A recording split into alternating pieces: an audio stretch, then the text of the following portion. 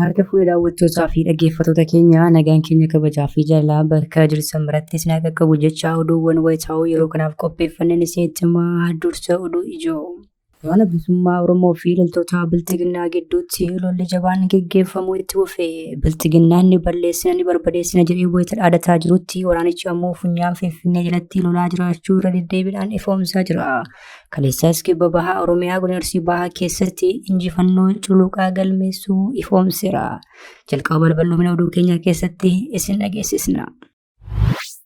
Odeeffannoo imeeliitii banaa sakatti yeroo dheeraa booda gadhiifame keessatti maqaan qondaala mormituu impaayirtii tokko eeramuun ijoo dubbii miidiyaalee ta'eera. Sababa jibba Oromoo fi Oromummaan siyaasatti deebi'ee kan jiru namni kun waggoota dheeraa dura nagaa booressuudhaaf qaamolee garaagaraa wajjin odeeffannoo wal jijjiiraa turuun saaxilameera. Makarattis isaan Bilxiginnaas ta'ee dhaabni isaanii maal jedhee kan jiru gabaasa keenya keessatti inni balballoomsina. Maqaa piroojeektii guddaa akka addunyaatti maqaa qabu ijaaraa jiruun Bilxiginnaan saamicha lafaa fi buqqaatii hawaasa irratti hammeessuun beenyaa dhoowwatee mana kennameef keessaa baasaa akka jiru saaxilame. Haati ijoollee ijaarsa buufata xiyyaaraa Abbuu Seeraatiin wal qabatee mana isheerraa buqqaafamtee beenyaa kennameefii ture humnoota Bilxiginnaatiin humnaan keessaa baafamuu himte. Yaada ishee akkasumas yaada uummataa fi dhaabbilee siyaasaa gurguddoo Oromoo baasan isin dhageessisna. Bulchiinsi yeroo naannoo Tigraay muddama naannichatti uumame hordofee ibsa baaseen nagaa waaraa fi amansiisaan dhufuu kan danda'u namoonni buqqaan gara bakka isaaniitti yoo deebifamanii fi daangaan seera naannichaa yeroo kabajamu qofaa akka ta'e hubachiise. Dhimma bu'uuraa kun gara walitti bu'iinsaa fi lolaatti geessuu waan danda'uuf gaaffichi kan nagaa fi daandii siyaasaan furmaata argachuu akka qabus gaafateera. Muddama kaaba impaayirtii kanarratti gabaasa bal'aa qopheeffanneerra ni dhageessu. Pireezidaantiin Ameerikaa Doonaald Tiraamp Iraan yoo tattamaan Ameerikaa faana waliigaltee irra hin geessu ta'ee haleellaa kan kanaan dura caalaa hamaa ta'etu ishee eeggata jechuun akeekkachiise. Ergaa karaa miidiyaa hawaasummaa isaa Truth Social jedhamuun dabarseen doonii waraanaa guddicha Ameerikaa USS Abraham Lincoln jedhamu humnoota waraanaa biroo waliin gara galoo galaanaatti erguus ibseera. Dhimma muddama bahaa giddu galeessaa kanas inni balballoomsina. Odeeffannoo wayitaawaa impaayirtii fi Oromiyaa argachuudhaaf tura YouTube chaanalii kanaa subscribe, like, share taasisaa jechaan gara oduu bal'inaan qopheeffanneetti isin dabarsa. Mana bilisummaa Oromoo fi loltoota Bilxiginnaa gidduutti lolli jabaan geggeeffamu itti fufee Bilxiginnaan ni balleessina ni barbadeessina jedhee wayita dhaadataa jirutti waraanichi ammoo funyaan Finfinnee jalatti lola jabaa geggeessaa jiraachuu ifoomse. Kaleessas kibba bahaa Oromiyaa godina Arsii bahaa keessatti injifannoo culuqaa galmeessuu ifoomseera. Waraanni bilisummaa Oromoo lola jabaa kanaa guraandhala 1 bara 2026 godina Arsii bahaa aanaa Asakoo keessatti waraana Bilxiginnaa kan barcuma aangoo nama dhuunfaa tiksuuf bobbaatee hawaasa nagaa irratti waliin kan taasise yommuu ta'u kanaanis 2 irraa ajjeesuun 3 madeessee meeshaalee waraanaa gurguddaa irraa hiikkachuun dantaa qabsoo bilisummaa Oromootiif galii gochuu ifoomse. Bilxiginnaan kanaan dura ibsa deddeebiidhaan baasaa tureen wabooratti tarkaanfii cimaa fudhannee ni balleessina ni barbadeessina jechuun dhaadachaa tures waraanichi garuu funyaan Finfinnee jalatti lolaa jiraachuu deddeebiidhaan ifoomsa. Qondaalonni Bilxiginnaas Finfinneedhaa ka'anii sultaa deemanii deebi'uuf illee akka ciqqamantu eerama. Odeeffannoo Tibbanaa sakatti yeroo dheeraa booda gadhiifame keessatti maqaan qondaala mormituu impaayirtii tokko eeramuun ijoo dubbii miidiyaalee ta'eera. Sababa jibba Oromoo fi Oromummaan siyaasatti deebi'ee kan jiru namni kun waggoota dheeraa dura nagaa booressuudhaaf qaamolee garaagaraa wajjin odeeffannoo wal jijjiiraa turuun saaxilameera. Tibbanaa Ameerikaan odeeffannoo gama iimeeliitiin Jeefarii Epistanii fi Heenerii Jaareek gidduutti taasifamee ture saaxiluu hordofee iccitiiwwan abbootii aangoo namoota siyaasaa sooreyyi addunyaa fi kanneen kana fakkaatan ifoomaa jira. Iccitii saaxilame kana keessaa tokko odeeffannoo ministeera barnootaa impaayirtii Biraanuu Naggaa wajjin wal qabatu akka ta'e ragaan bahee ni agarsiisa. Odeeffannoon iimeelii kanarraa argame Biraanuu Naggaa nama siyaasaa impaayirtii keessaa ta'u kantiibaa magaalaa Finfinnee ta'uuf yaalii taasisa jedhamuun bara 2008 jedhamu Episteen sochii siyaasaa isaa kana maallaqaan deeggaruuf yaalii taasisuu fi hayyuu ta'uun isaa achi keessatti eerameera. Jeefarii Episteen yaada kanaaf deebii kenneen Biraanuu Naggaa akka hayyuu guddaatti fudhachuu baattus fincila maallaqaan gargaaruu akka danda'u garuu dubbate. Odeeffannoon kun yeroo dubartoonni kutaalee addunyaa adda addaa irraa dhufan himannaa miidhaa saalaa Episteen irratti banan dhagahame. Lammii Afrikaa kibbaa kan taate Juuliyeet Biraayitin Episteen waggootaaf qondaalota olaanoo Afrikaa bakka bu'uun saalquunnamtii irratti hirmaachaa turuu dubbatti. dhimmi iskoolaarshiippii maqaa Dr. Biraanuu Naggaa jedhuun kun biyyoota adda addaa keessatti namoota dhiibbaa guddaa qaban maallaqaan deeggaruun dantaa ofii galmaan gahachuuf tooftaa itti fayyadame keessaa tokko ta'ee fudhatamaa jira. Gabaasni arganne kun Biraanuu Naggaas ta'ee dhaabni isaanii Izemaan dhimma kana ilaalchisee hanga ammaatti waan jedhan hin qaban. Fuulduratti kan argannu yoo ta'e isin biraan geenya. Biraanuu Naggaa nama siyaasaa buleessa yoo ta'u jibba Oromoo fi Oromummaaf qabu ifatti lallabaa kanas galmaan ga'uuf waggootaaf Eertiraa keessatti gareen hidhattoota Gimboo Sabaatti jedhamu ijaaruun sochii taasisaa tureera. Qondaalli Adda Bilisummaa Oromoo buleessi Koloneel Gammachuu ayyaana torban darbe gaaffii fi deebii mo'aartii irratti taasisaniin waa'ee Piroofeesar Biraanuu Naggaa kana akkas jedhanii turan. Dr. Biraanuun Piroofeesar Biraanuu Naggaa kitaaba isaa keessatti siyaasa dhiisuufan ture mana hidhaatti akkatti Oromoon waan Oromummaa yaadu Itoophiyaa diiga jedhee yaadeensi siyaasatti deebi'ee jedha kitaaba isaa keessatti bara. Oromummaatu ni yaaddesseedha. Amma ministeera barnootaati. Ijoollee Oromoo isatu guddisa laale. Namicha Oromummaan isa yaaddesse siyaasa dhiisuuf ture. Ana jedhameti kitaaba isaa keessa jira. Yenetsaannet goysi qaddi kan jedhu keessa jira. Oromummaa sodaadheen Oromummaan Itoophiyaa akka hin balleessineef siyaasatti deebi'ee jira. Amma inni immoo barnoota ministeera barnootaati. Ministeerri barnootaa kun kana booda ijoollee koo irratti hojjetanii caala. Mitire. Barnoonni illee bara dhumu jedhu garuu ijoolleetu irra caalaa barataa miti. Ijoollee koo isatu guddisa. Ijoolleen koo harka isaatti kufti. Harka namicha Wallagga, Shawwaa, Ilubaaboor, Jimma, Oromoon hin jiru ka jedhu.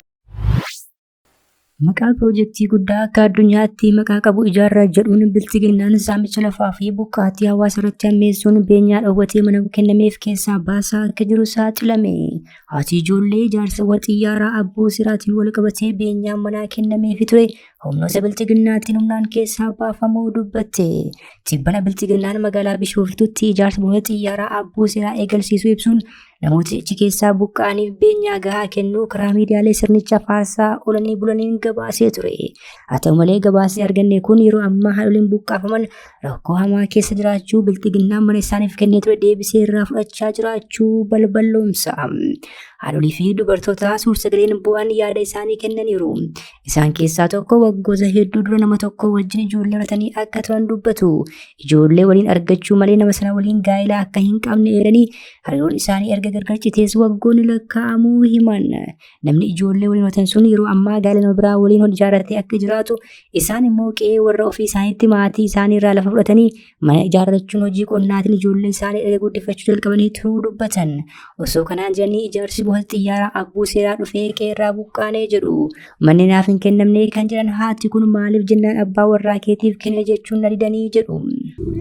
Qoricha sambitan amma isatti bula asii fidanii asitti nagatanii eecha deemu nan taa'ee lallaale torban tokko achi deemi taa'ee achitti mul'atu naa jedha torban tokko qeesan irratti daara irratti ciisee daara sanatti ciisee torban Darbe inni kana kaartaa sirratti baasanii asii ciisaa naa jedha inni kana deemsanii carraa irratti baasanii amma jireenya ka'ee eeggasii achumatti na ajjeesan jedhee ofii oomishan bareedan galee amma na ajjeessanis na ajjeesaafi na baasaa jedhee mana san galee taa'ee jira amma deemee deemaa bo'ee himannaan nama boosare balbala nutti dhufanii akkamitti dhalatee tan guddatee tan har'a oduu dhalaan qabaatee galee akkanatti sareen ta'u har'a dhalaaluun qabu namni oduu naa beeku jaarsi jaarti oduu na beeku akkana godhanii urmatti ni godhanii amma gidu bishaanii fi qoricha gidu waan ta'u. Abbaa warraa kee kan isaan naan jedhan naman waggoota dura ijoollee waliin arganne hariiroon keenya waggoota dura gargar cite namni sun gaa'ela biraa ijaarratee ganda biraa keessa jiraatu jedhu. Ani yeroo ammaa kana daa'imman koo waliin kaanatti kuufan dirqamee jira jechuun haati kun dubbatan. Dubartiin adda Buzunesh jedhaman immoo waggoota 30 oliif lafa isaan irratti gibira gabbaraatu dubbatu. Lafa isaan irratti kaartaa fi giriin kaardii akka qaban illee ni himu. Mana ijaarratanii kan keessa jiraataa turanis ta'uu dubbatu.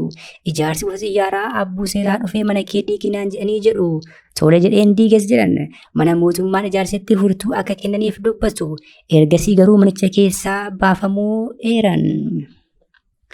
Qaamolee mootummaa garaagaraatti iyyatanii nama abbaa kanaa jedhuun akka dhaban simatan ergasii kaaratti kufuuf akka dirqaman illee himaniiru.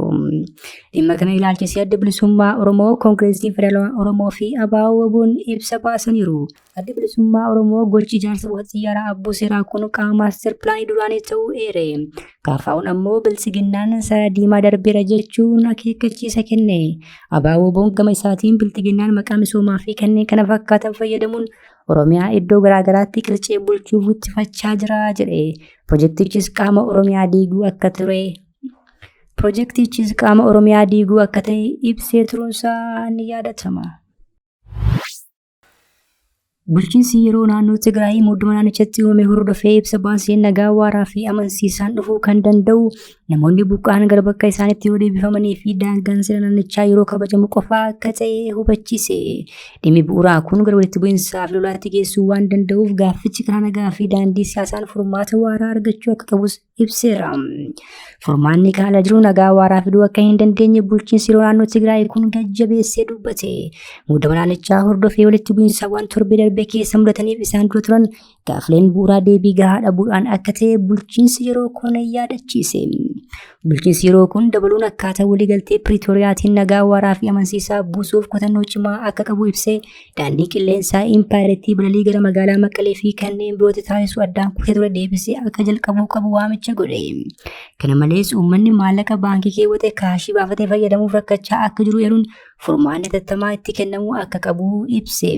Dhumarrattis buqqaatota gara qeessaatti deebisuuf daangaa Tigraay kan heera mootummaan beekamu kabachiisuun nagaa waaraa fiduuf kutannoon akka hojjetu bulchiinsi yeroo kun yaadachiiseera.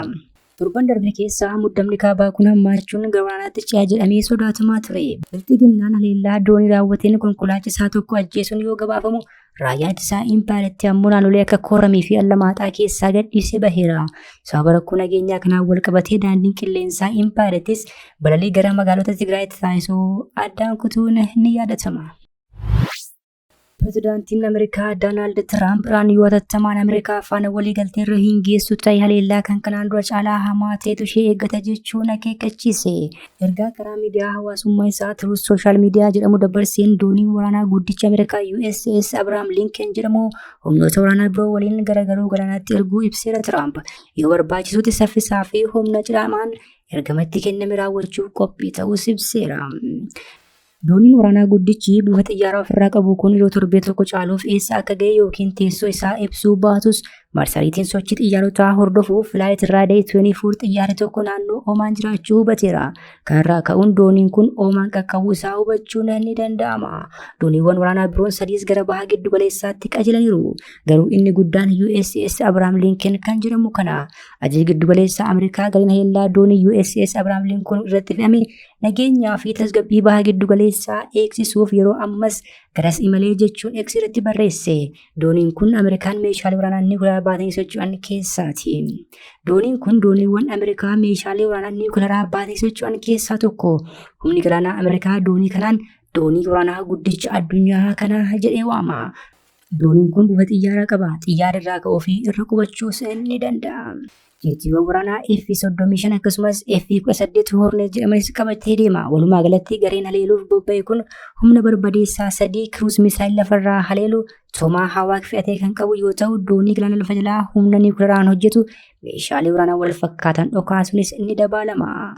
Dooniin USS Abraham Lincoln fi dooniiwwan waraanaa 3 waliin imalan loltoota Ameerikaa 10,000 lakkaa'aman qabachuun gara baha giddu galeessaatti qajeelaniiru. Kabajamtoota hordoftoota keenya oduu sa'aatii kanaaf qabannee dhiyaanne kana gammaatti hordoftan ture. Oduu biraan hanga walitti deebinutti nagaatti.